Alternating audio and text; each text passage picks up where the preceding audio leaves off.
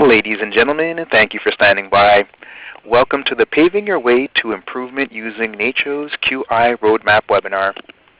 During the presentation, all participants will be in a listen-only mode. If you would like to ask a question during the presentation, please use the chat feature located in the lower left corner of your screen. If you need to reach an operator at any time, please press *0. As a reminder, this presentation is being recorded Thursday, May 29th, 2004. I would now like to turn the conference over to Miriam Stitcher-Staub. Please go ahead. Thank you. Hello, everyone. My name is Miriam Snitzer-Taub, and on behalf of the National Association of County and City Health Officials, or NACCHO, I'm very pleased to welcome you to our online program. Today's webinar is entitled Paving Your Way to Improvement Using NACCHO's QI Roadmap, and it's the 26th in NACCHO's Accreditation Preparation and Performance Improvement Series. As a reminder, our 90-minute webinar today is being recorded, and the sound is or should be broadcasting through the speakers of your computer. If you have problems with or do not have computer audio and you've called into the telephone line to hear the audio, please note that all participant lines are muted and will stay muted during the broadcast. The slide presentation was emailed to registrants yesterday, and if you did not receive it, you can download the slides on the NACCHO website at www.naccho.org/accreditation/webinars. We will also send out a link to the slides after the presentation. As always, at the end of the program, we will have a general question and answer session. You may ask a question at any point during this web conference by simply typing your question into the chat box area on the lower left side of your screen and clicking send. We will hold these questions for the Q&A session, and we'll do our best to get to all of them. And just a reminder, your participation is key to the success of our webinar today, so please don't be afraid to ask questions.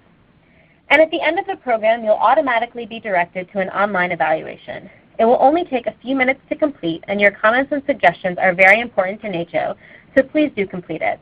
We will also send a follow-up email that links to the evaluation as well as other materials from today's program. The goal of today's webinar is to present an overview of NACCHO's Roadmap to a Culture of Quality and the Organizational Culture of Quality Self-Assessment Tool. Our objectives are to describe the foundational elements of a culture of quality, to provide a tutorial of NACCHO's QI Roadmap and Self-Assessment Tool, articulating the distinct uses for both, to share examples of how 2 local health departments have used these tools to build a culture of quality, and to share resources for developing a culture of quality. And once again, please remember that we will hold a Q&A session, so please submit your questions via the chat box throughout the webinar.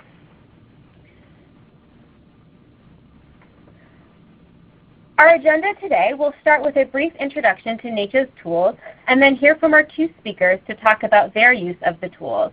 And finally, again, we'll have our question and answer session.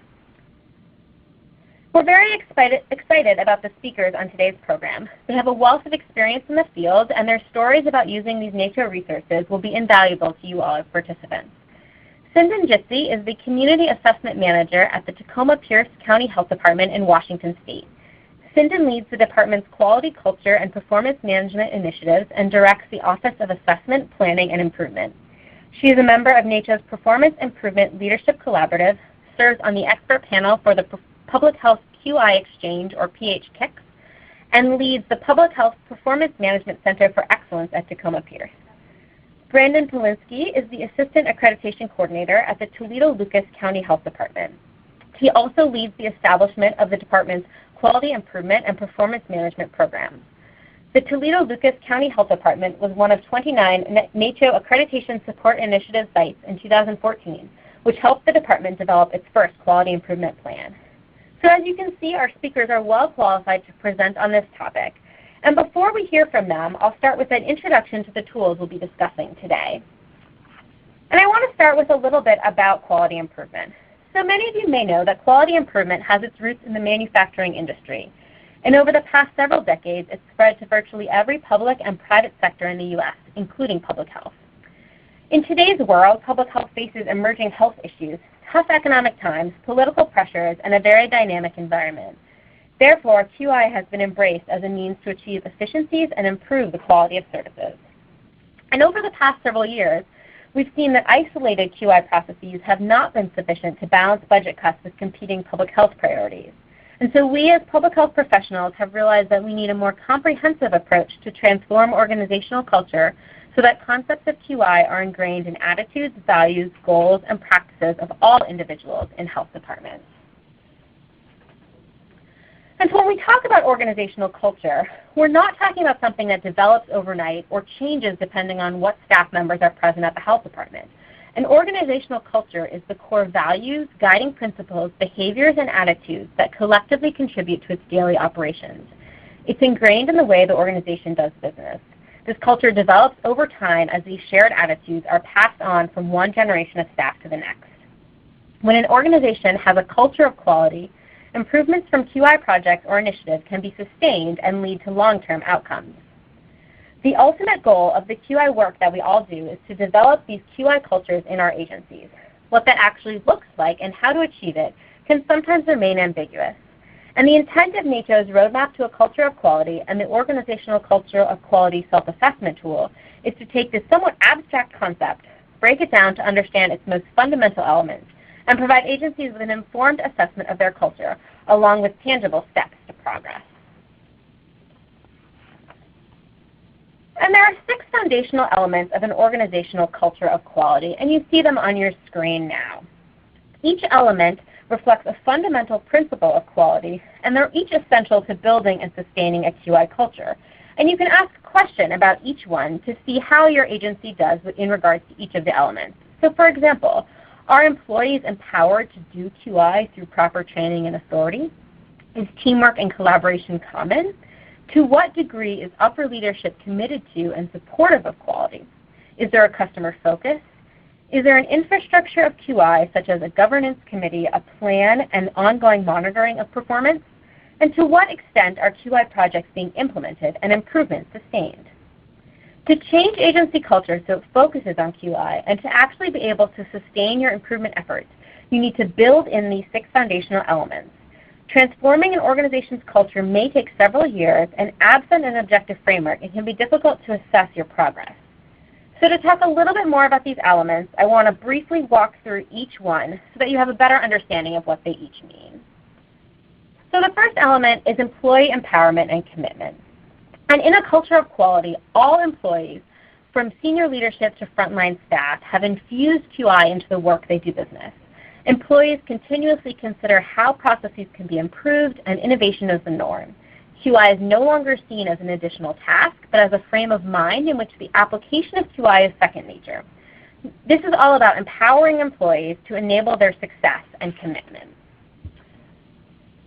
The second element is teamwork and collaboration. Because transforming our organizational culture is an organization-wide effort, it cannot be accomplished without teamwork and collaboration. And this teamwork and collaboration should be more proactive than reactive.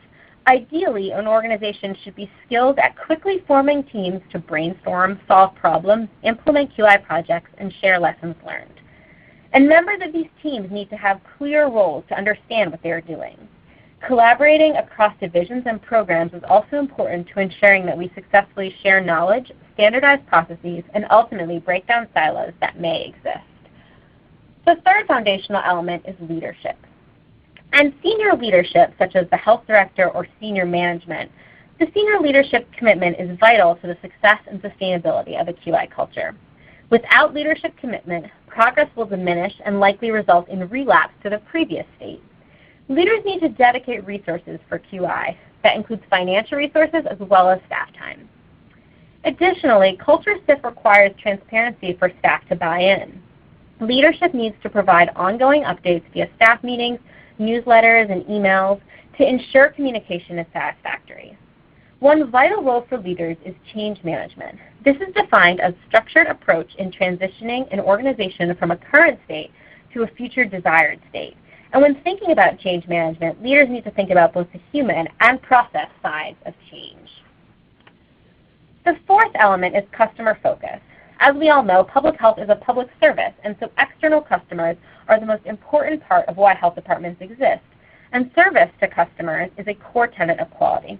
The definition of customer may depend on the health department or even on the specific program being considered. It could be the public, users of data, health department employees, or any other group. High-performing organizations use a deep understanding of customer values to drive decision-making, increase customer satisfaction, and prioritize services. The fifth element is QI infrastructure. And you'll see on your screen 3 components of QI infrastructure. And when an agency has these in place, then their QI efforts are aligned and quality improvement is truly linked to their organizational improvement.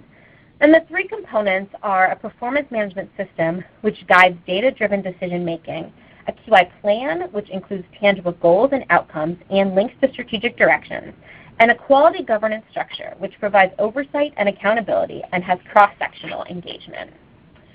And the last foundational element is continual process improvement. A health department with an organizational culture of quality abandons the notion of perfection. They're on a never-ending quest to improve their processes and outcomes by identifying the root causes of problems. They recognize that developing this culture does not happen overnight, and they are always making gradual improvements in everyday processes to reduce variation and redundancies, improve the quality of their services, and increase customer satisfaction. And as an organization's QI culture advances, continual process improvement becomes increasingly embedded into daily improvement activities as part of the normal work, in addition to being applied through formal QI projects, resulting in broader and more rapid process improvement. And there are many widely used models for continuous process improvement, including Lean, Six Sigma, Rapid Cycle Improvement, and PDCA. And we're not going to go into each of these models today, but you'll hear certain frameworks be mentioned throughout the presentation. And so before we talk a little bit about NACCHO's tools, I want to do a quick poll for you all in the audience. And so in thinking about the foundational elements that we've just discussed, in which of the foundational elements do you think your agency is the strongest?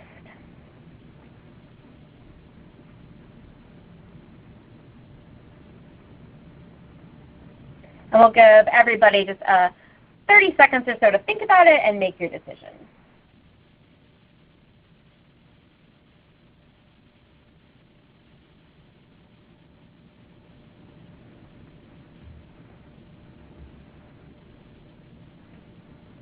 Great. I still see a few responses coming in, so give folks a few more seconds to respond, and then we'll share the results with everybody.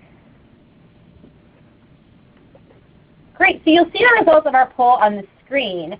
And what you can see is that teamwork and collaboration and leadership commitment are the 2 elements that you all feel as though are your agency's best. We also see customer focus being one that many people feel is their strongest as well. Thanks for responding to the poll. We'll have one more poll in our presentation, but I want to turn now to talking about some of NACCHO's tools. And we're going to start with NACCHO's Roadmap to a Culture of Quality. And this was developed a few years ago in recognition that when initiating QI activity in health departments, there's a natural evolution of change that reflects an impact on both the people and processes within the organization. And so to gain a solid understanding of the barriers, drivers, and nuances along the journey to a QI culture, NACCHO convened local health department staff responsible for leading QI efforts in their agencies across the country, as well as QI consultants who worked with these local health departments. The experts discussed the various points along a spectrum regarding the uptake of QI in local health departments and strategies to move towards a culture of quality. As a result of this meeting in April 2011, the foundation for the QI Roadmap was built based on real experiences of practitioners in the field. The QI Roadmap provides high-level guidance on progressing through 6 phases or levels of QI integration until a culture of quality has been reached and can be sustained. And each phase is built around the 6 foundational elements that we've already discussed. And then remember, these are critical to building a culture of quality.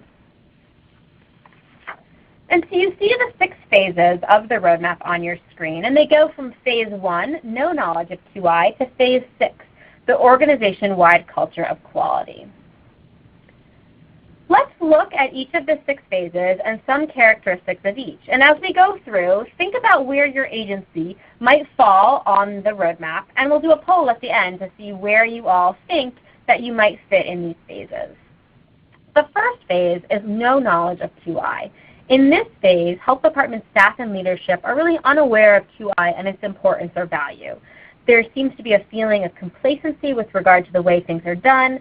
The data or evidence base are not used in decision making, and there's a reactive rather than proactive approach used to address problems. The second phase is not involved with QI. And in this phase, there begins to be a bit of awareness about QI and maybe some interest or understanding, but it can be sporadic. And there may even be staff who view QI as a trend that will go away. And you'll also see leadership that might discuss QI with staff but don't enforce the implementation of or dedicate sufficient staff time and resources for QI. The third phase is informal or ad hoc QI. Phase 3 is where we see discrete QI activities being practiced in isolated instances throughout the health department, but often without the consistent use of data or alignment with the steps in a formal QI process. There might be some training periodically available, but it's not clearly linked to the organization's strategy. In the fourth phase, formal QI in specific areas, is where you might see the adoption of one or more formal QI models and QI projects being systematically implemented in one or more specific program areas. There are trainings and resources available to staff, and data are clearly used in decision making, but improvements don't seem to be consistently sustained. Phase 5 is formal agency-wide QI. And in Phase 5, QI is clearly integrated into the agency's strategic and operational plans. A performance management system has been implemented, and there are QI projects being done throughout the agency. There's also a clear governance structure on board that oversees the implementation of a QI plan. The majority of staff understand and are engaged in QI, and the culture seems to be one of learning and sharing. And finally, Phase 6, QI culture. And this is what we're all striving for. When you have a true QI culture, QI is fully embedded into the way the agency does business across all levels, departments, and programs.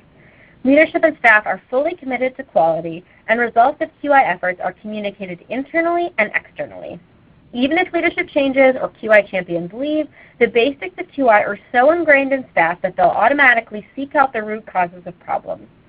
They do not assume that an intervention will be effective, but rather establish and quantify progress toward measurable objectives.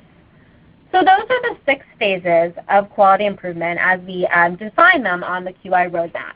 So I want to do another poll with you all. Thinking about those brief descriptions of the phases, where do you think that your agency falls on the roadmap? And again, I'll give everybody about 30 to 45 seconds to think about it and then enter your answer.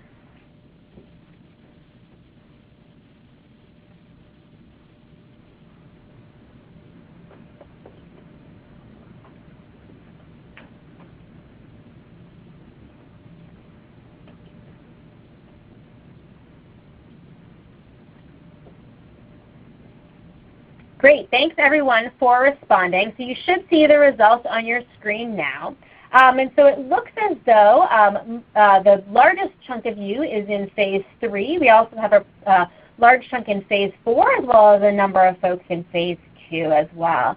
So thanks for responding. I know that from those brief descriptions it may have been a little bit difficult to place your health department in the phases. And so I'm going to talk more about, in a few minutes, about a tool that NACCHO has that will really help you identify where your health department is on the QI roadmap. But first I want to talk a little bit more about what you'll see if you go to the QI roadmap website on each of the phase pages. And for each of the phases, we have high-level agency characteristics which describe how an agency may be functioning when they're in that phase. And you heard a little bit of that in my brief descriptions of each phase. And right now these characteristics are divided into human and process sides of change. And human characteristics include things related to staff empowerment, morale, incentives, gaining buy-in. And the process side describes the structure in place to support QI. Things like data collection and analysis, plans and policies, and standardized processes. In addition to these characteristics, each phase includes transition strategies to help you move to the next phase, as well as links to resources. The QI roadmap also has a wealth of QI resources, and if you're just interested in accessing these, the roadmap includes a toolbox which you can sort by foundational element, phase, type of resource, or source. And you can also use the search function to find a specific tool or resource. For example, if you're looking for an example of QI plans. And we're going to be making some changes to the roadmap soon, so look for these. One of the things we're going to be doing is having more detailed characteristics. So you'll still see the content of the current characteristics that we have, but they'll be worded differently. And because we're going to be wording these new characteristics directly from the self-assessment tool, which I'm about to discuss. And the hope is that you can use these new detailed characteristics to do a high-level assessment of your QI culture and to see where you fit within the phases of the roadmap. In addition, you'll soon see that instead of grouping our characteristics by human and process, we'll start to organize the characteristics by foundational element for each phase. But we're not losing this idea of human versus process. Instead, we're going to move that to our new, more detailed change management page to really get into the differences between human and process. We're also going to be including more resources, which will hopefully be helpful to you all as you develop your culture of quality.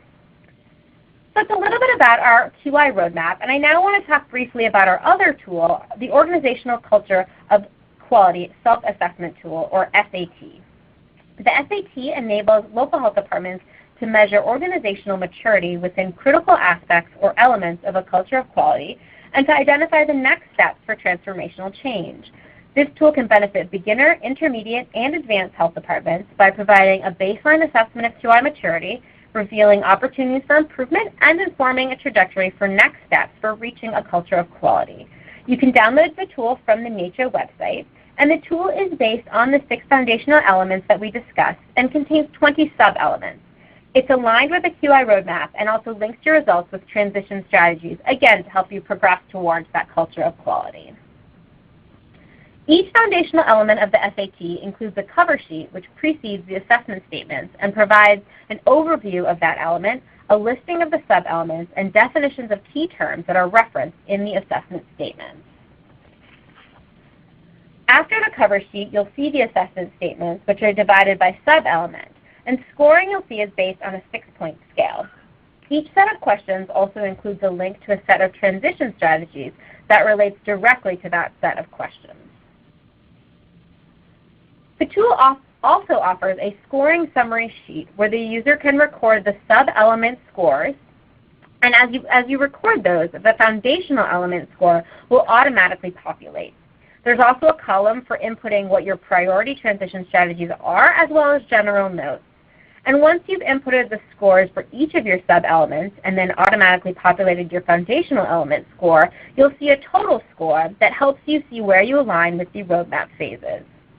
So that is the overview of our 2 tools, and I now want to turn it over to our local health department speakers to have them talk about how they've used them. And I'll remind everyone to continue to submit your questions through the chat box throughout the presentations. And so Cindan, let's hear from you first. Great. Thank you, Miriam.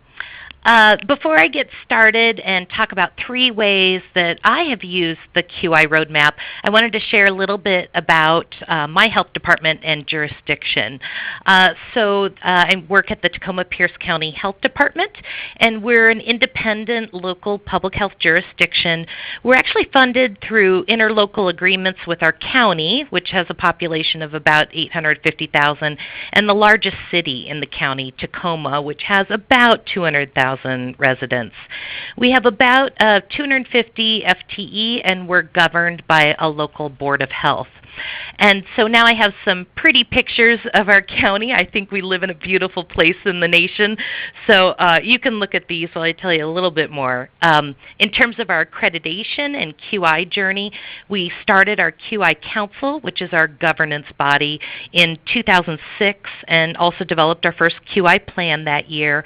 And we also began developing a performance management system and reported performance measures in a systematic way across our agency in 2007. I think Miriam mentioned this at the beginning. We have been very fortunate to be a recipient of NIFI grant dollars, and so we're one of 3 performance management centers for excellence in Washington State. And we provide training and technical assistance on all things QI, performance management, accreditation, CHA-CHIP, etc., to local health departments in our state. And we've also worked with other local health departments, like through grants that they've received or contract affecting venues.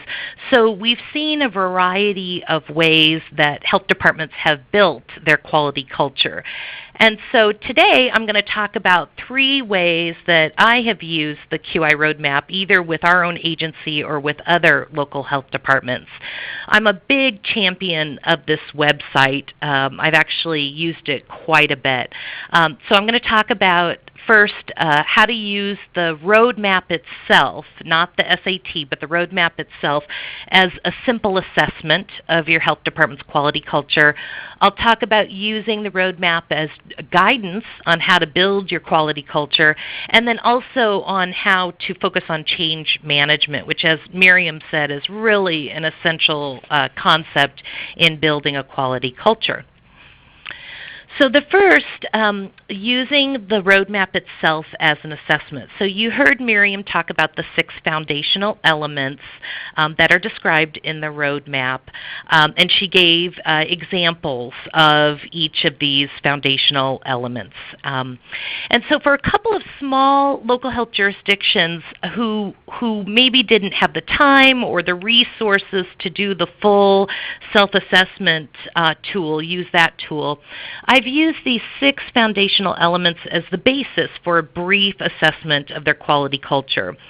Again, this might be appropriate for health departments who are at the beginning of their QI journey. Brandon's going to go through in much more detail how to use the SAT for a much more rigorous kind of assessment. So for one example, it was a rural health department. They had about 40 or 50 employees, so we did this with their leadership team. In another situation at an urban local health department that had a couple hundred employees, it was more of a larger supervisor, mid-level manager group that did this type of assessment. And real quickly, I want to give credit to Jack Moran with the Public Health Foundation. He developed a very similar approach to this type of assessment, and so I've modeled using the QI Roadmap after his original approach.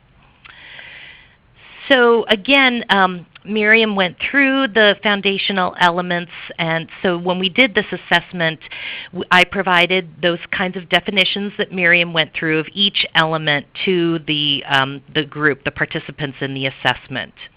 So this is an example of the QI infrastructure.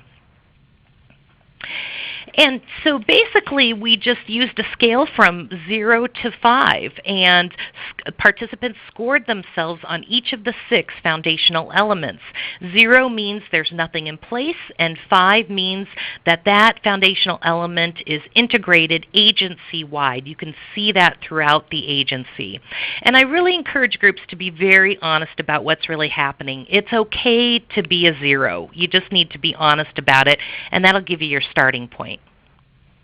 And then what we did was we plotted the results on a radar chart together. And what's nice about that is it's not typically a well-known chart or graph, and so I've used it as a teaching opportunity to teach a new tool to a leadership group while also doing this assessment. Radar charts are available in Word as a word chart, so it's really accessible and easy to create. We don't have time today to completely describe how to create a radar chart, but I'll just point out that, for example, on this one, you can see 8 spokes, or the radius, 8 of those, and each one, the one that we use, we have 6, and each one represents one of the 6 foundational elements. And then you can kind of see tick marks. They're really tiny, but those are the scores, or the numbers. So 0 is right in the middle, then it goes 1, 2, 3, 4, and 5 is on the edge. So we ended up plotting the results on a radar chart. Again, don't have a lot of time to go into a radar chart, but you can kind of see this list of some benefits or reasons why a radar chart is helpful. And I'll illustrate a couple of these in this example. So here is an example of one of the health department's assessment results, and I'll walk you through it. So the blue line, you see it's called baseline, that shows the results of the baseline assessment. So you can see that this local health department scored themselves as a 0 for QI infrastructure, indicating they hadn't yet built those pieces. But they scored themselves as a 3 for leadership, commitment, and employee empowerment and commitment, and a 4 for teamwork and customer focus. So they have some of those elements of quality already ingrained in their organizational culture. So then you can repeat the assessment and change the instructions from rate where are you now to rate where you want your organization to be in 1 year. And so you can see that's in purple. We call it the goal. Where do you want to be in 1 year? And you go through the same 6 elements, foundational elements, scoring from 0 to 5, where you think you can be, where you want to be.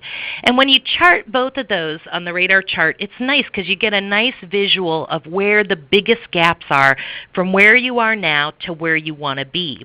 And so this local health department looked at the gap from where they are with the QI infrastructure to where they want to be, and they chose that one as the one that they're really going to focus on in the coming year, focus on moving their quality culture forward.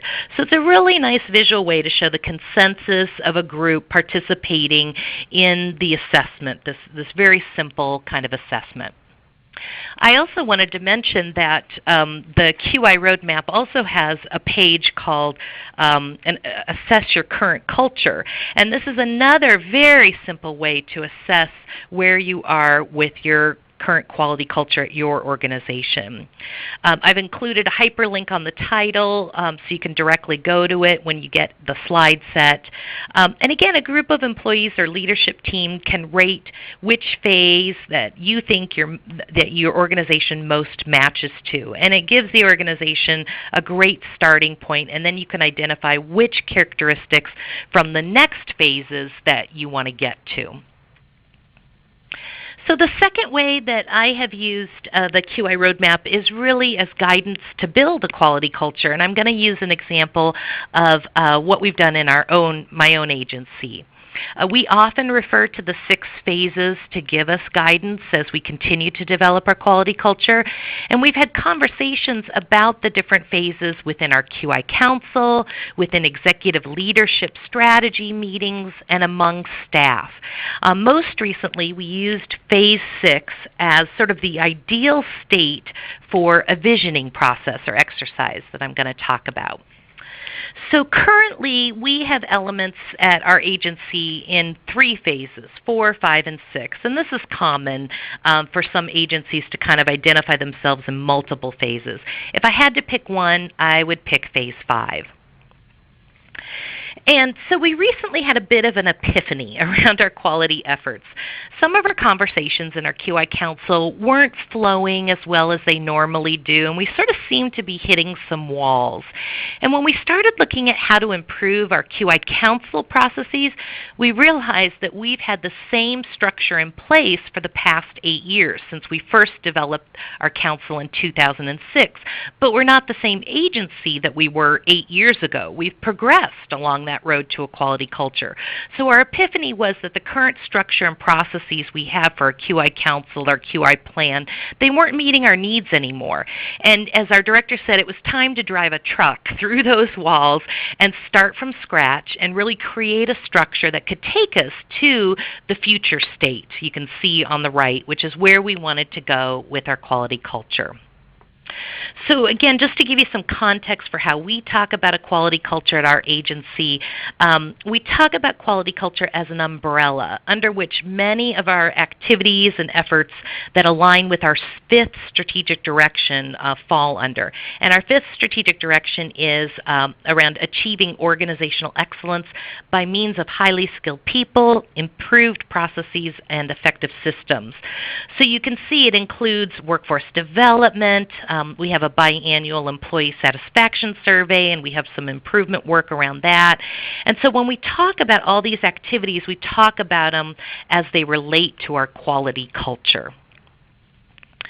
So we used Phase 6 as a vision for where we wanted to go and really took a look at the characteristics as a model for, this is where we want to go. So once you identify where you want to go, you can figure out a plan to help you get there. And so with our visioning process, we did three main things. We did some brainstorming. We grouped those ideas from our brainstorm, and then we prioritized those ideas. And again, I don't have time to go into each one of these and sort of teach these tools in depth, but I'll just say that we used a nominal group technique for brainstorming, and this starts with when people write down their ideas in the first few minutes, and then they share their ideas in kind of a round-robin way. And I really like using this with our leadership group because we have a mix of introverts and extroverts on our group, as I'm sure many organizations do, and that kind of brainstorming exercise is really tailored to both groups. And then we used an affinity diagram process where we grouped like ideas together and themed them or titled them so that we ended up with a handful of kind of grouped activities and objectives. Again, kind of what we want to do to get to Phase 6. And so we had several learnings from the brainstorming and affinity diagram exercises. And you can kind of see how they link directly back to some of those characteristics that Miriam showed in Phase 6. I wanted to show a visual of the pairwise comparison that we did because I'm not sure that everyone's completely familiar with this tool. And again, I don't have time to go into it in detail, but I included a link in the title to a great place on the web that describes how to conduct this. But basically, a pairwise comparison is when you compare and score each of a group of choices against each other, one pair at a time. So in this situation, for each pair, we ask the question that's in the upper left-hand corner. So for example, this one focused on employee empowerment, again, one of the foundational elements. And so we said, does doing A, which if you look one column over at the top, it says provide technical assistance training to supervisors about how to empower staff. So we were asking ourselves, does doing A, providing technical assistance and training to supervisors, contribute more than B? And B in this case is right below the question. Oh, sorry, no, that's the same one.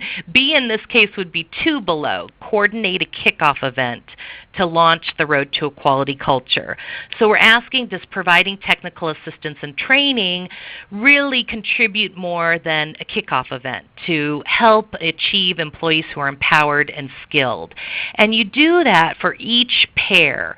So, and again, I won't get into how you score these, but there's a specific way so that in the end you have a score for every activity, and it helps you prioritize which is more important to do first. We haven't completed our visioning process yet, so I can't share yet with you kind of what our final prioritized activities are. But if you're interested, you can definitely send me an email, and I'd be happy to update you and show you where we ended up with our new and improved QI Council and plan. So finally, I want to talk a little bit about using the roadmap to focus on change management. And again, this is using the current roadmap, and I understand it's going to change a little bit how it looks. But we were really focusing on human characteristics versus the process characteristics. And I find that oftentimes leaders are really focused on the process characteristics and kind of forget about the human side. So focusing on change management, it's really about going from here, the human characteristics of Phase 1, to here, the human characteristics for Phase 6. And so there are many important considerations around change management to think about. For example, how do you use change agents or champions of quality throughout your organization to move to that quality culture? How do you motivate people who maybe might not inherently be interested in quality improvement? And the QI Roadmap has great resources in that resource section that Miriam went over to help you kind of think about how to do change management at your organization. But I really love the emphasis on change management as part of the QI roadmap. And then one final thing I wanted to leave you with, we actually have also used the roadmap theme in our agency, kind of in an effort to infuse some fun and celebration into our Quality Improvement Council meetings and staff events around quality. We've adopted the roadmap theme. So it makes a great theme. You can talk about your journey to a quality culture. The phases can be exits on the roadmap. And we've even played Willie Nelson's On the Road Again at some of our Quality Council meetings. So I'll leave you with that it makes a great theme as well. And finally, these are some of the lessons that we learned as we've moved through and worked through the 6 foundational elements. And they link back to what I just talked about. You can't get to a quality culture without the people side of things. You really need to think about how you're going to do that in your agency. And building a quality culture takes time. You can't go from phase 1 to phase 6 in 1 year. You have to prioritize and figure out how you're going to get there. And then finally, it's okay to use simple tools if more complex ones aren't a good fit. Brandon's going to talk now about a great example of how his health department used the self-assessment tool. But again, not every agency is going to be there and ready, so you can use simple tools to move you along your progress. So I'm going to turn it over to Brandon now, who is going to talk about his experience. Hi everyone. As Sinden said, this is a very complex tool, as Miriam also alluded to, and this is something that's going to help you really nail down where you are on the QI roadmap. And we use this tool to actually tell us what priorities we should be focusing on when we look back to the roadmap and how we were going to move our organization forward towards that ultimate culture of quality. A little more about the Toledo-Lucas County area. Our jurisdiction is approximately 100,000 population in size. Our largest city, Toledo, has about half of that population. And we're a general mix of urban and suburban municipalities. We have roughly 130 staff with about 113 full-time equivalents. And as we move on, I'm going to demonstrate exactly where we are in our accreditation journey. So I put together a checklist, and this is kind of our visual from that. We are at about 21% overall of collecting all of our FAB accreditation documents. And it was because we are in this state and we want to move forward and really think about applying for our accreditation readiness that we applied to NACCHO's ASI grant, the Accreditation Support Initiative, and we were lucky enough to be one of the recipients of the grant this year. I do recommend applying, and there are 5 categories. We applied for Category 5, Building a Culture of Quality Improvement, and that is where we really found this tool helpful in the development of our Quality Improvement Plan, which was one of our main deliverables. We contracted using this grant with the Center for Public Health Practice at Ohio State University, and Joanne Pearsall was very helpful and very supportive of using this tool and helping us get started as we moved forward. As has been mentioned already in this presentation, there are 6 major elements within the self-assessment tool and about 20 sub-elements. Now, something else that this tool comes with is a very thick transitional strategy section. And once you score yourself and see kind of where you are in the 6 phases, we fell under phase 2 primarily, but once you find that out, you can kind of follow those transitional strategies and link it back to the roadmap on exactly how you're going to move forward with your organization. Before we dove into the tool, though, as a team, and I'll discuss our team structure in a moment, we did a survey monkey of our entire department. And we took about 20 to 23 questions from the self-assessment tool. We narrowed and whittled it down, which was no easy task because it is quite extensive. And we kind of wanted to see where everyone in the department felt that we were. And we had 77 respondents, so a little over half of our total health department responded. It was voluntary. And from that, we kind of got a sense of where everyone felt we were. And one of the interesting things is when we scored our final SAT score after going through the entire tool, the scores were not the same. The entire department from the SurveyMonkey rated us at in category 3, about 3.5, and we found ourselves closer to the early stage of 2 when we did the entire assessment.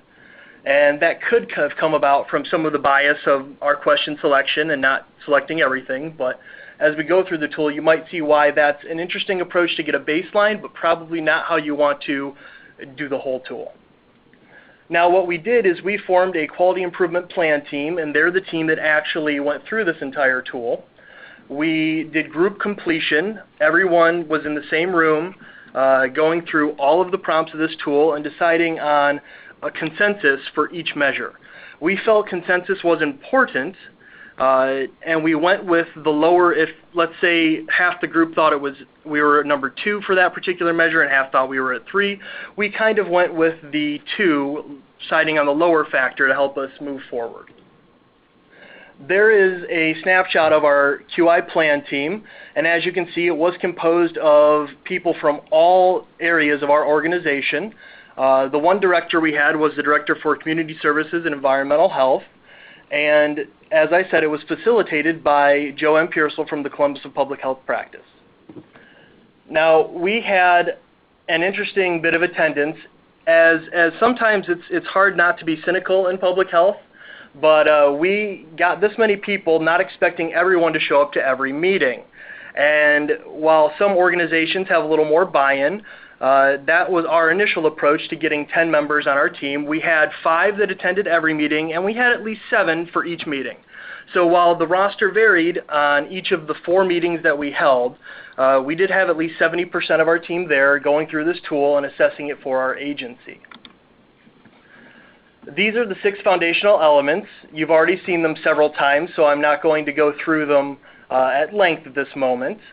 But on each one, I listed the sub-elements: enabling performance, knowledge, skills, abilities for employee empowerment, and I put our foundational score, what our score was overall. I'll go through in a little bit exactly how you arrive at that score, but overall, these are the scores that we had for each of the foundational elements, and that's all of our sub-elements combined. Element 2, we were 2.5. So you can kind of see this theme that we're still in the low to mid 2s for most of our elements. For foundational element 3, we're at just barely 2. 4 was again around 2.5. Element 5, about 2.25. And finally, element 6, about 2.25 as well. So, when you open up the SAT tool, what you will see is many elements and sub-elements with rating prompts like this. It is essentially a modified Likert scale. There's no neutral zone, but 3 is on the lowest disagree and 4 would be the lowest agree, and that's how everyone is expected to rate these prompts. The questions are all organized by subtopic. You can't really read them on this slide, but each of those blue lines is a subtopic, and each of those questions is related to it. And we found when we started doing this, our first meeting was kind of a trial with this tool. The best way to do it in a group, we found, was not how we started. We started by voting kind of in the room at large, and one of the interesting things that came about is people were watching our director to see how they voted first, how they felt we were on a certain measure, and then casting their vote. And that source of bias kind of limited that first round of whether we were getting an accurate consensus, an accurate snapshot of where our agency was. So we modified halfway through and started finger voting rather than calling out, so everyone held up the number that they felt that we were in, and we counted those up and developed our consensus from that. But ultimately, what we switched to for the remaining meetings was an audience response system. And here is an example. And the audience response system we used was Meridia software. We had the software on hand, and I put together a PowerPoint of about 200 slides. And the reason it was so many is for one audience response slide for each question, plus the leading in slides that tell you what element you're on, comes to about 200. It is a little bit unwieldy. I recommend taking it in smaller chunks if anyone would like to pursue this. But the results you see on this in the next couple slides are actual results from our audience response. The benefit we found here was that there was no bias in the room. Everyone voted. You couldn't see the vote until the end, so you didn't really know where the director voted versus your frontline staff voted, and that kind of helped us in our group method. On ones like this, we probably decided on number 4 as our consensus, although there was discussion, and a lot of that discussion was beneficial to helping members understand exactly how to rate this and where we were in our organization. A lot of the discussion was quite beneficial. Sometimes we ran into issues with time as far as discussing one measure too much at length. Here's another example where it was pretty clear where our group felt we were. And the reason these aren't labeled for the actual prompt is because developing a 200-slide PowerPoint, it's a little bit time intensive, and that's the reason why these are kind of generic, but these were actual answers from some of our prompts. And in this last one, you can see we were kind of all over the place. And this is where a discussion in our group really came in handy towards, well, where are we really? Why did you pick what you picked, and kind of defending where each person felt we lay. And I should say that we started all of these group meetings with the notion that we're leaving rank at the door. Everything said stays between us. There is no punishment that's going to come down for disagreeing with your director if you think that we're a 1 and he thinks we're a 6 and everything is peachy and going along smoothly. So that is the general structure that we focused on as we went through this. And as we scored overall, our final score was 2.25 when we combined all of these measures together using the scoring tool that was showed earlier in the presentation. And what we found is our transitional strategies needed to focus on these major 4 elements. The QI plan team did a desired versus current state of where we were in our organization based on some of these transition strategies. And some of the primary ones that came up were lack of communication, adequate time is not actively allocated for QI projects, and our desired state is obviously to improve those aspects, and not everyone is even trained enough in QI that we could all be on the same page. And I do realize there is a typo on this page. Somehow leadership jumped down into support again, and that just shows that even these presentations are not immune to quality improvement efforts.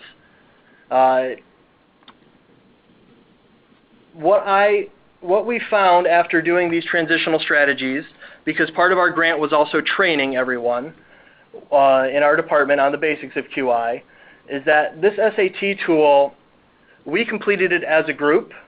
I recommend giving sufficient time. We did it in about 4 meetings. Actually, we did the tool in 3 meetings, and we had a couple other meetings to discuss the results. The total time we spent on the tool was about 6.25 hours, and they recommended in the beginning that it was 3 to 8 hours completion, and NACCHO was not wrong with that assessment. That is a lot of material to get through, and we were kind of in a position where we slated to be done in 2 to 3 meetings, so sometimes we had to cut discussion short, sometimes we were kind of really barreling through these prompts. So what I recommend as far as if you decide to complete it as a group is allocate sufficient time. Maybe do 1 meeting for each foundational element so you can really give that time and sense of where you are. The discussion is not cut short. Anonymous answer collection, I think, is the best way to actually go through this tool if you're going to do it as a group. And that way no one is influencing anyone else's vote. And even in discussion, if you don't want to say exactly where you fell, you can still dance around that issue and kind of go about how you're going to collaborate there to reach consensus. I don't know if survey fatigue is a generalized term, but I used it because I think our group definitely reached it. There were a few points at which we struggled with getting through a section because there were so many prompts and we were trying to fit it in so short a time span. And there are a few areas where your department might struggle as your people are discussing exactly where you fall. In Group 5, or in Category 5, we had a little bit of trouble when it came to our strategic plan, because that is another thing that we just approved this year, just finished, and most of our staff had no knowledge of the strategic planning process or anything that went into it. And we deferred a lot to our director as one of the people who primarily helped formulate that plan. And most of the prompts in that area might reflect where he felt we were rather than where our group was, because not everyone had that experience. So there are issues with how knowledgeable your staff will be in each area, but that's one reason why I'm going to advocate doing it a slightly different way than we did it, and that would be individual completion with group discussion. I think if you compose a team and you're going to go through this SAT tool, that everyone completing it on their own is probably one of the better approaches, because they can do it in their own pace. And I think it's generally a little bit shorter than if you were to do it as a group. I did the tool at least most of the way through on my own, and it was definitely a lot shorter time span to get through all the prompts. And for the key quality terms, if you do it as a group, jumping back to that, in each section, as Miriam stated, there are terms and vocabulary. I recommend pulling out the most common of those and actually giving them to your group before you even see the tool. Because terms like value streams and a few others are not common lingo for most of the staff that you might have on this plan. And instead of having to go back and read what the term means, it's a lot more streamlined if everybody's at least on a baseline page before you start diving into this tool. As far as doing it in an individual, I would recommend, if you go that route, averaging the score questions together, and then come together for discussion when you see what the final answer was. Maybe you might reach a different consensus after the group is discussing how everyone went, and overall I feel that may save time in completion. We did do it as a group, as I mentioned. That was beneficial in some areas. The time and the group fatigue, though, with the survey of doing it so condensed really weighed on the group as we were going through it, and that's why I kind of advocate for individual. As you are all going through this tool, as you try to figure out exactly where your department falls on the QI roadmap and where the best area of plan of attack is for you to focus on, you might find that the group is better, you might find the individual is better. It kind of just depends on the makeup of the people you'll have in your team and exactly how you plan to proceed forward. And with that, I will turn it over to Miriam, and if there are any questions, I think now is when we are going to be answering those for you. Great. Thank you, Brandon, so much, and thanks to Sinden as well. You both gave excellent presentations about how you all have used these tools. And it is, as Brandon said, time for our question and answer session. So we've received some great questions, but have some time, I think, for more. So please submit your questions in the chat box on the lower left side of your screen, and we will try to get to as many as possible. So let's start with our first question, and I'll ask this question of both our presenters. In smaller health departments, there may be the same people who are involved in performance management, workforce development, quality improvement, etc. So how do you recommend avoiding process burnout? Sinden, let's start with you for this question. Yeah, I understand this question, that this can be really challenging for small health departments. Couple of thoughts. One is kind of acknowledge that you can't do everything and you can't do it perfectly. And so I would look for linkages among those things to kind of wrap everything together so it doesn't seem like 6 different separate initiatives, but look for ways to kind of combine them. So for example, we have a workforce development and training plan, and it focused quite a bit, or it focuses on supervisor training.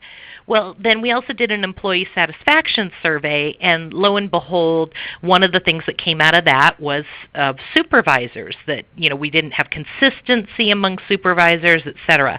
So instead of having 2 separate initiatives, we've really worked to kind of combine those into one. So that's the first thought. The second thought is if you can go for grants, there seem to be a lot of opportunities nowadays for like small grants, maybe to bring in a consultant or someone to help you with things to try to prevent burnout. And then the third thought I have is, go ahead and acknowledge if you're not in love with this stuff, like if you don't view yourself as a champion, like I love this stuff. I could eat, sleep, and dream this stuff. But if you don't, that's okay. Find someone in your organization who does like it, who really is motivated by this, and maybe they could speak about it to staff, or they could meet with you to help, because they're going to be less likely to get burned out. So those are my thoughts. And I would add to that Cinden's right. If you can apply for grants, that's a really great way to prevent burnout. The ASSE grant really helped us move forward with quality improvement, developing our plan, getting everyone trained and on board. I think our progress in this area would have been much slower without that grant to help us move forward.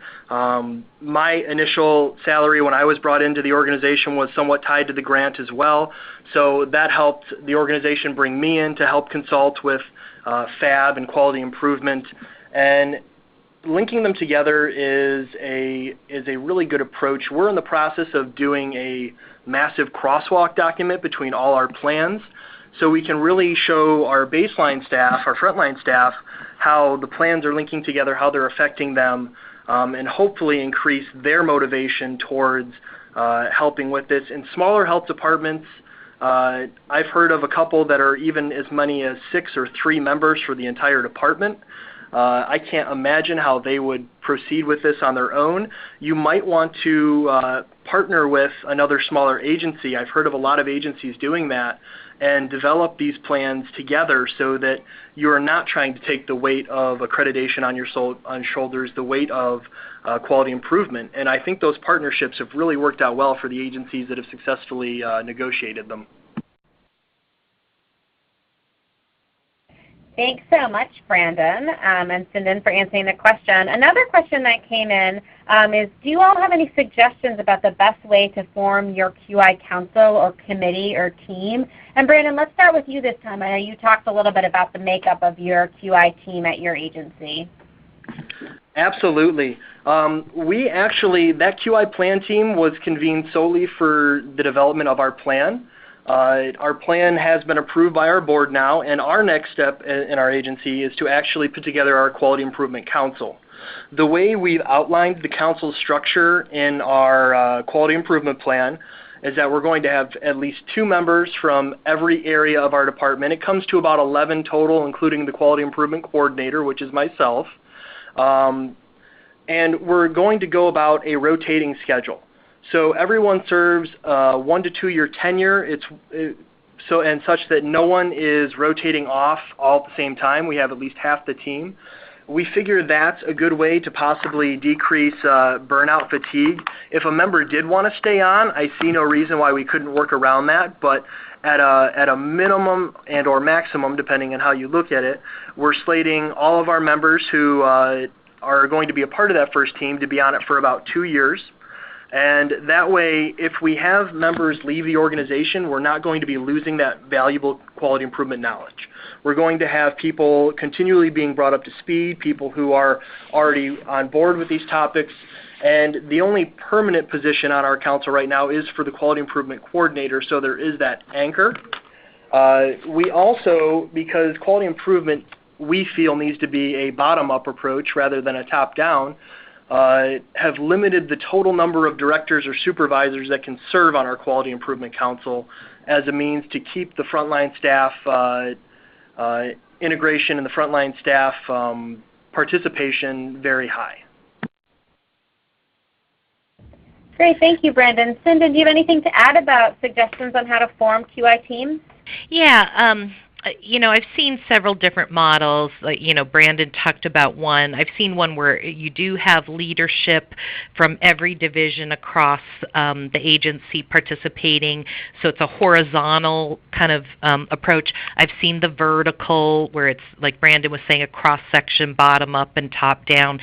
And I think it's really about what's the best approach for your agency. So, for example, when we started this back in 2006, our agency culture had a lot of fear, and there was a lot of distrust among the division directors. It was kind of a competitive environment.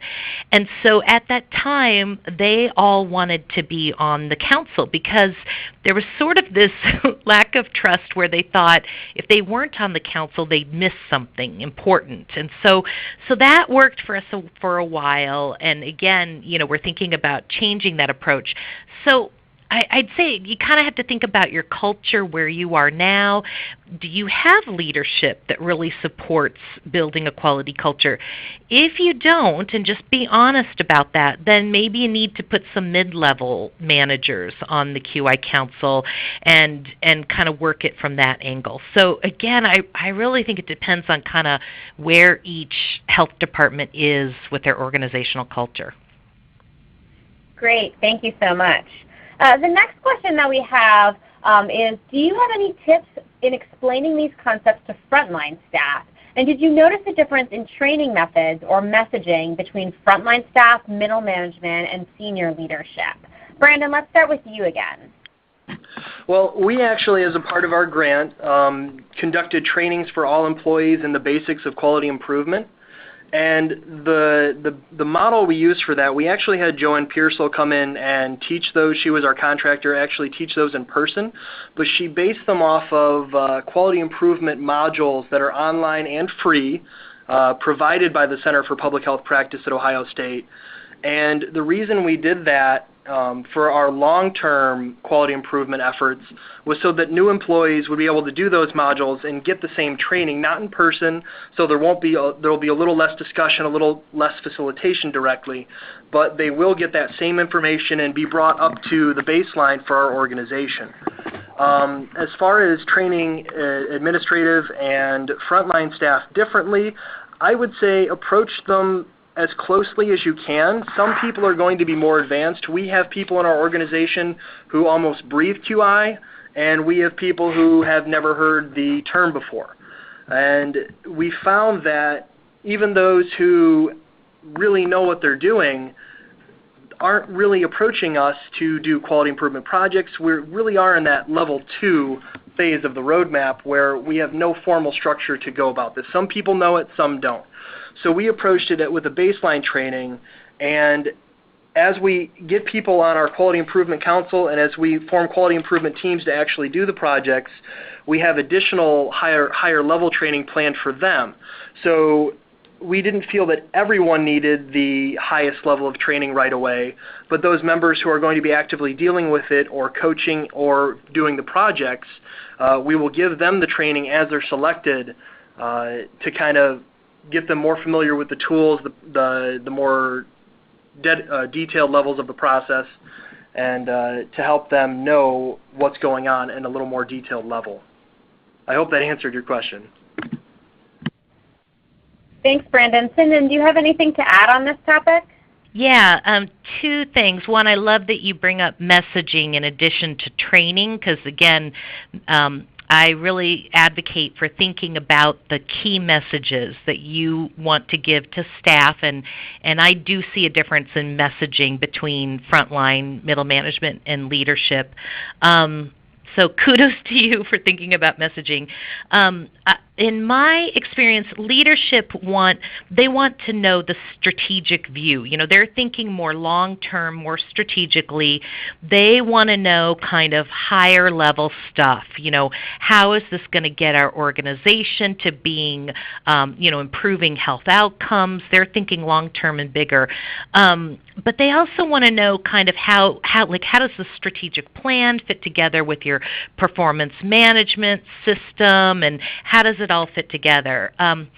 So I do think messages are different. Frontline staff want to know what's in it for them. How can they use this to make their daily work better? So we talk a lot about things you can do every day where it's just how you do your job, incorporating quality into how you do your job every day.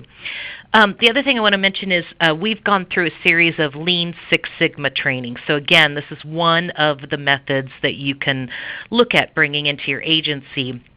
And so our leadership team everyone on our leadership team attended the White Belt Lean Six Sigma class. They have different levels that they have different colors of belts. And that is a one-day training, and it's kind of from a leadership position. It's for people who are going to be kind of executive sponsors of quality improvement projects. So that was a one-day training, and it was a little bit higher level. Then we trained, at this point we have 9 staff trained as green belts. And that's more like, I think there were maybe 10 sessions. It was an evening class through our local university. And they know much more about the tools. They got training on how do you use the tools, how do you lead a team, a QI project, so much more, again, hands-on. And then we have a couple what are called black belt Lean Six Sigmas. And so they have much more extensive training. It was over a 6-month period. And they give technical assistance and do the training in our agency. So again, some of the QI training is structured, some of the formal QI training is structured to have different messages and different training at those different levels. Great, thank you, Sinden. Our next question is that I don't feel empowered at my agency to suggest QI activities to leadership. Do either of the presenters have tips on how to approach high-level executives at health departments about these issues? Sinden, let's start with you on this question. Yeah, this is where I think about what motivates my leaders. So like my director, for example, and I don't know if you remember that slide that I showed about motivating. Is it, a carrot approach? Well, do you need to sort of approach this as a carrot or a stick? What motivates our directors? So for example, when we first started our quality culture journey, we had a different director than we do now, and he was very motivated by competition. And again, there's no right or one way to direct. And so he was very much a visionary, wanted us to kind of be the best health department in the state. And so we had state standards at that time. This is prefab, and we scored low in the quality improvement measures. And so he said, we need to get our scores up. And so I played off of that and went back to him about, and again, always remembered that that's what was motivating him. But now our director currently, he's more focused on using data to make decisions, very analytical, very much in terms of having a solid process. So knowing that, I talk about quality differently now with a different director. So I think it's figuring out what motivates your leaders and then developing a message that tailors or targets that motivation. Thank you, Sinden. Brandon, do you have anything to add on this topic?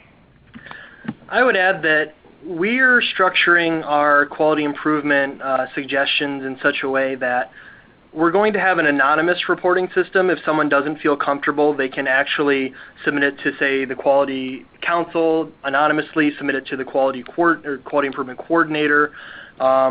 We actually had about 15 projects that from our trainings that people wrote on Post-it notes and put up there, and we don't know who wrote what. But we think that might be an initial approach, and if you're the employee who has the idea and you're approaching your leadership, as Sinden said, tailoring it to their personality might help you break that ice initially.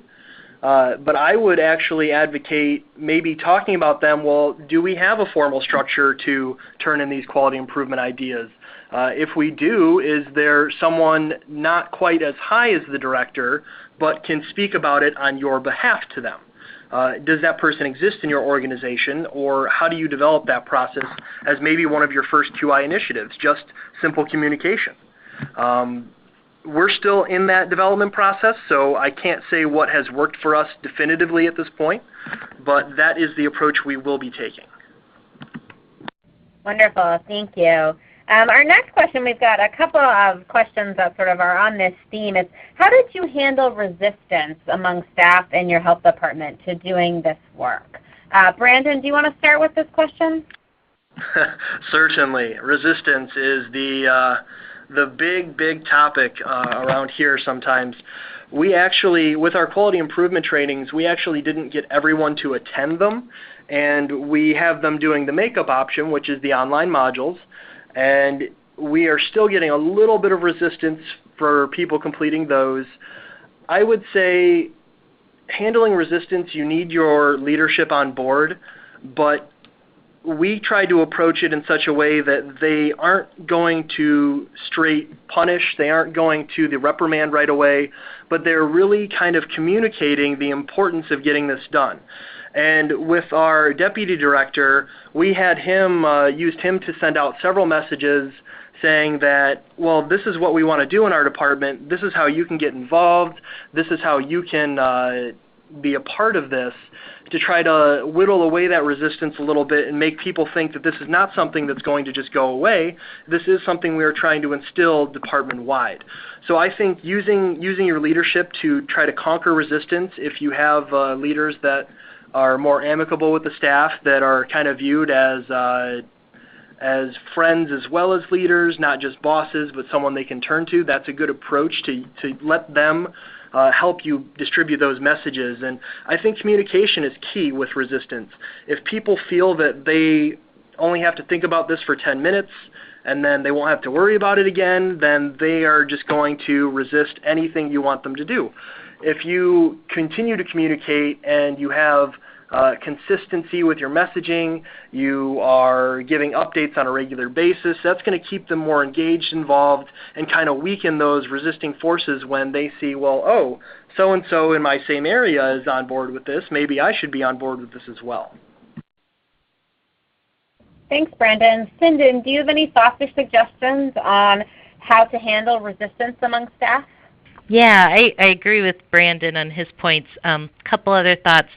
Look for quick wins. So like if there's a QI project that you think will be fairly fast and have, really good results. Our experience was once people, even those who are resistant to QI, have a positive experience with QI and see how quality can actually change their daily work and make it better for them, they become champions. So that's one thought. We had another situation where we were doing some leaning out a process, making it more efficient. And the supervisor very wisely, I think, she had a resistant staff person, and so she empowered that staff person to kind of not take over, but really take on a big part of the project, and said, okay, well, I hear that you don't like these ideas or you're resistant to this, so go ahead and come up with another idea. And she gave her parameters. Now you need to base it in data. Our goal is to eliminate steps, streamline the process. But she sort of handed it off to the resistant employee who jumped in and came up with her own ideas and then became involved in the whole process. Thanks, Sinden, for sharing that example. I think that was really helpful. Brandon, we did get a question that was aimed specifically at you, so I'll ask it to you first, and then Sinden, if you have any other thoughts, you can, of course, chime in. What advice, Brandon, do you have for prioritizing foundational elements when doing the self-assessment tool? Senior leaders in my department won't necessarily have time to do the whole thing, so how do you prioritize, or what order do you suggest people look at those foundational elements? I think the logical order is doing them as they're written, but for your organization, look at each foundational element, read the informational page that's before each section. It's really useful to kind of understanding what material you are going to be looking at throughout the rest of the prompts. And what you want to choose is maybe have a few people go through the entire tool and say, well, I feel that our leadership might be best answering this question because this is what we think might be a priority. As far as what's going to be a priority, that's going to be organizationally dependent. For us, communication is a big thing, employee empowerment was a big thing, and those areas, if we were just going to prioritize, we probably would have focused there. Some of our other areas, planning for process improvements, for instance, might not have been our immediate focus just because we're still new to this as well. We're still becoming involved with quality improvement and formulating our teams and getting the projects up and running. So that is important, but as far as our leadership's time, we might want to help them empower our employees so our employees can take up some of the mantle of that work and not rely solely on leadership to get the ball rolling.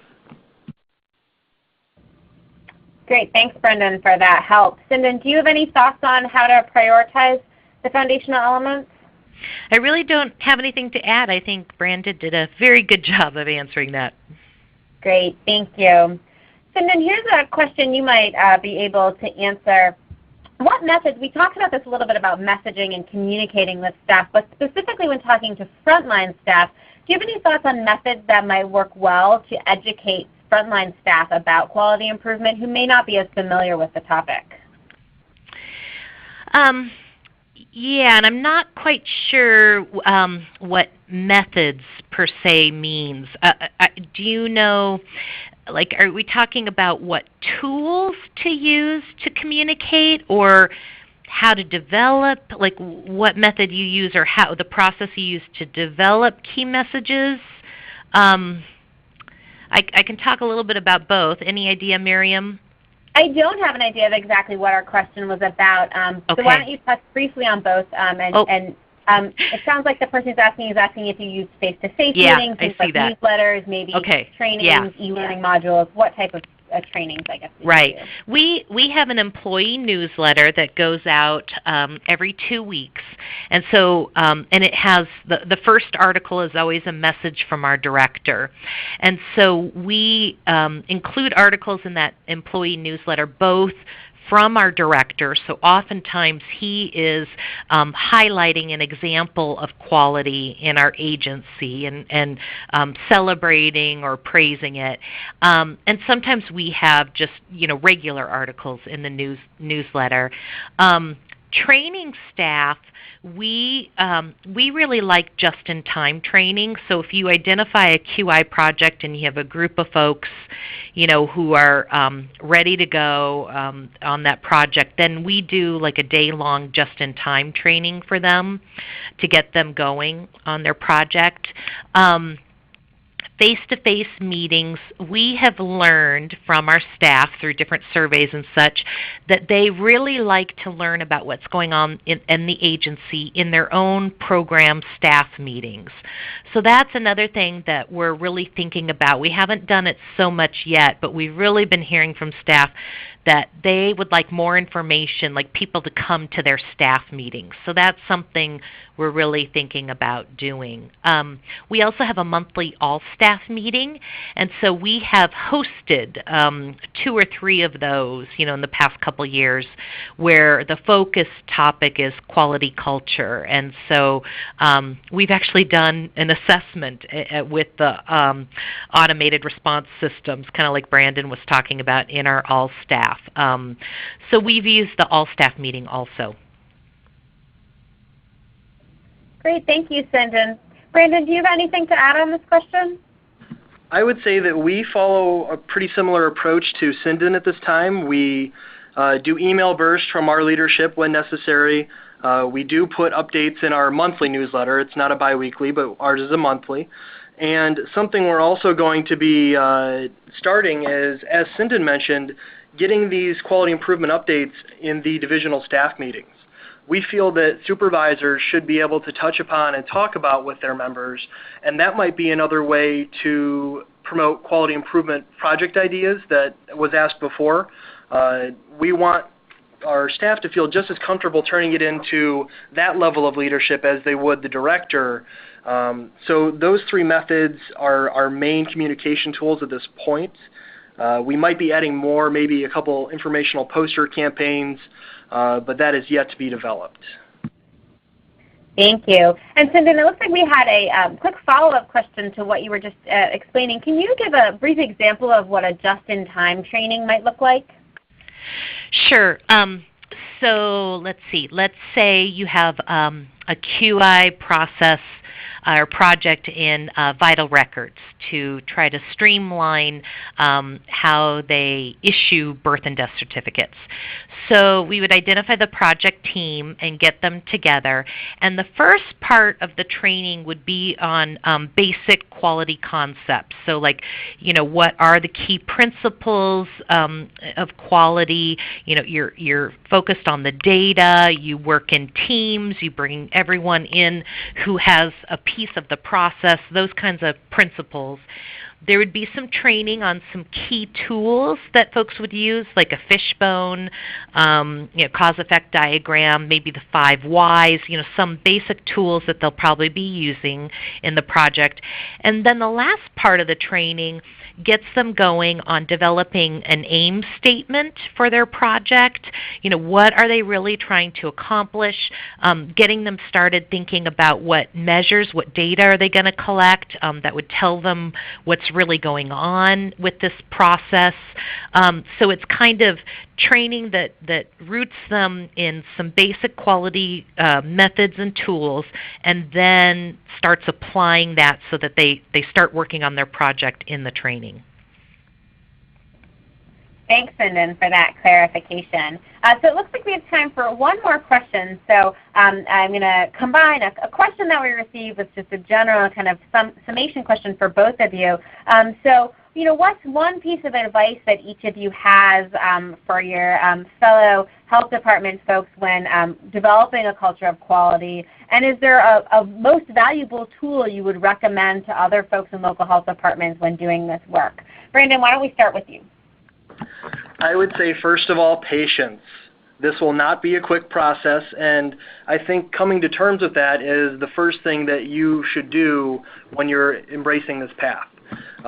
We found that even the initiatives we've done that were sped up by our grant, we still look at this is going to be a road of several years, and we're not going to rush through it. We're going to do everything methodically, do it all as correctly as we can, and kind of learn as we go. If we can speed through a process, we will, but that's not going to be our desire. It's not getting there as quickly as you can, it's just getting there.